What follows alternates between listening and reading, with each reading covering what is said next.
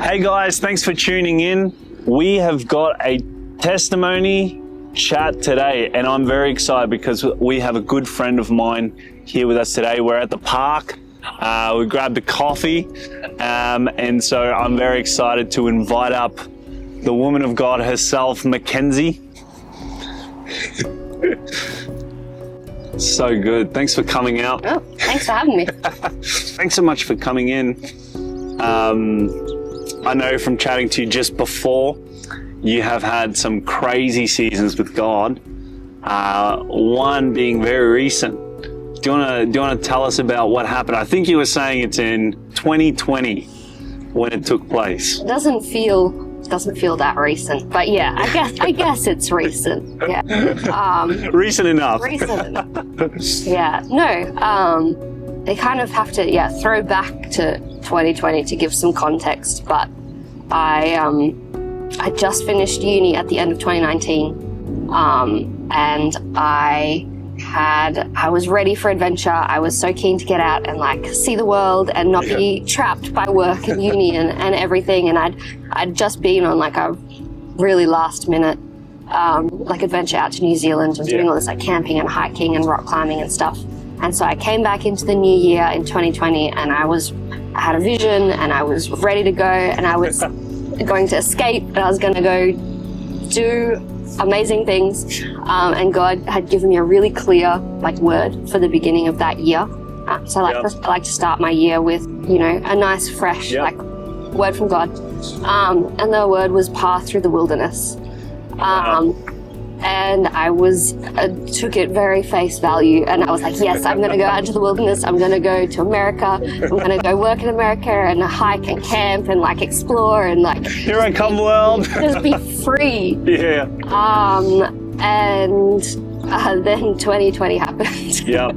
And all of my flights that I'd booked, all of my everything that I'd paid for, they shut down the borders, as everyone knows. And I felt so trapped, but I was no way, God's got this. And I was prophesying and praying and believing and saying saying my word. I was no, God will make a way through the wilderness, he's got this. And obviously that did not happen. Which is part of the testimony. Wow. But he still still throughout that whole season, I ended up studying again and getting a different job and meeting new people and moving in all these different ways that I wasn't expecting. And he still held me through that season, where I heard his voice so clearly, so many times. And it was moving through that then I ended up going to the States in 2023. So quite a few years later. But COVID went for ages. Yeah, exactly. I kind of, it did go for ages. So you went to America. I did, yeah. So I still ended up in a different capacity than what I'd originally planned. But again, the same sort of thing happened. I finished my next uni degree. It was very last minute, visas were literally arriving the day before I had to leave. All those sorts of things. Again, God was just opening doors where they shouldn't have been opened, booking flights 2 days before I had to leave, those sorts of things. But I went and I did a hike that went from the Canadian border down to the Mexican border. So just for everyone that's listening from home, from the Canadian border to the Mexican border. Yes, through Washington, Oregon, and California. Yeah, so how far is that? It's do you know what? I can't remember. Too far is the correct answer. 4,500 k's, something like that. That's amazing. Yeah. No, so it ended up taking about 5.5 months, but it was something that I'd again dreamed of and planned for ages. No. Sounds like fun. No, if you went quickly, you could probably do 5 months, I reckon. Just don't let Kate hear you say that. It's an experience. Yeah, no, but it was something that I prayed about, and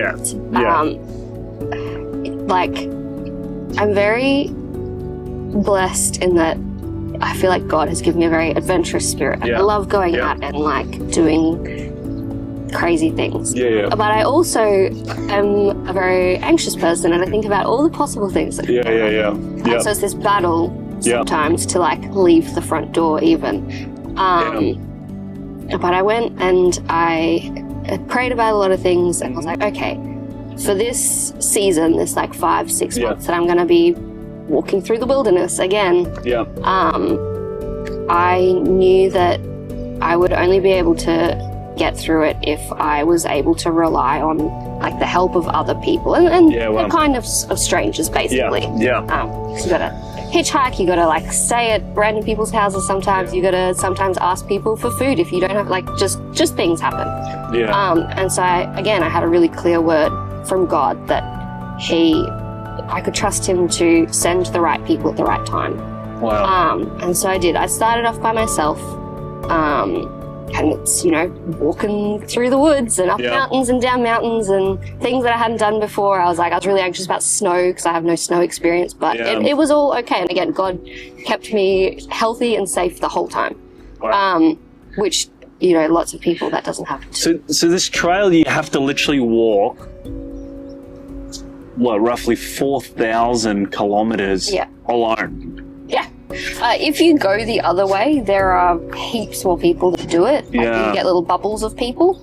But I went the other way, so there's not really anyone going that way. But even in the first few weeks, there was a girl who just happened to be doing one section. And she was like, oh yeah, no, I'm really worried about this section too. It's really overgrown and difficult. Do you want to do it together? I was like, yeah, that's great.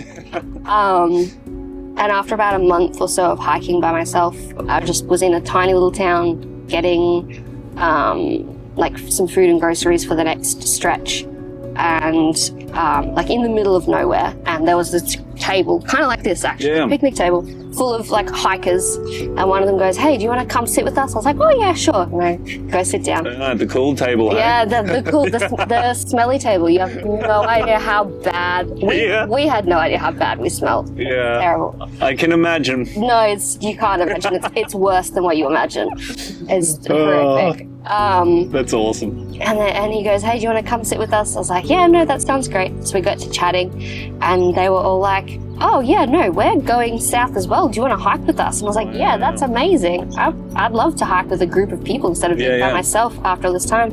And the guy that, invited me over to the table ended up being my husband. So God worked it all out that I found a nice Christian boy in the middle of the woods. It's great. So all the single ladies out there, all you have to do is go not shower for 5 months without showering and walking in the wilderness on your own. You'll find your husband. That's the takeaway. Just joking, don't write that down. So speaking of takeaways, what would you say from this experience? I mean, there's so much, and I'm sure there's 1,000 sermons that you could preach on all the stuff God did in your life over that time. But what would you, if you could boil it down, what would be some key takeaways in that time?